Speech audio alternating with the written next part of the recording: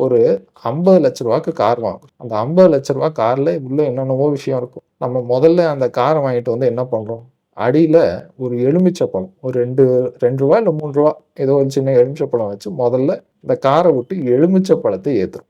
அப்போ அந்த 50 லட்ச ரூபா கார்ல நமக்கு நம்பிக்கை இல்ல. அந்த எலுமிச்சை பழத்துல தான் நம்பிக்கை இருக்கு. இது நல்லா யோசிச்சு பார்க்க வேண்டிய விஷயம். ஒருத்தர் ஒரு கார் வச்சிருக்காருங்க.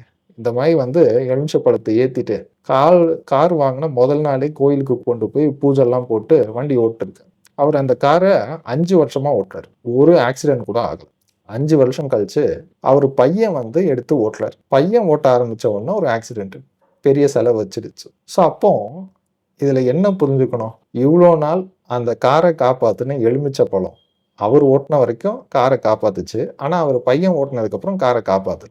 இது என்ன கணக்கு? அப்ப வந்து இதுல விஷயம் எலுமிச்சை பழத்துல இருக்கா? இல்ல ஓட்டுனவங்க கிட்ட இருக்கா? அப்பா ஓட்டுன வரைக்கும் உருப்படியா ஓட்டியிருக்காரு. பையன் வந்து கொஞ்சம் ரேஷ் டிரைவிங்ல எடுத்துன்னு போய் விட்டுட்டான். அதுதான் விஷயம் அங்க.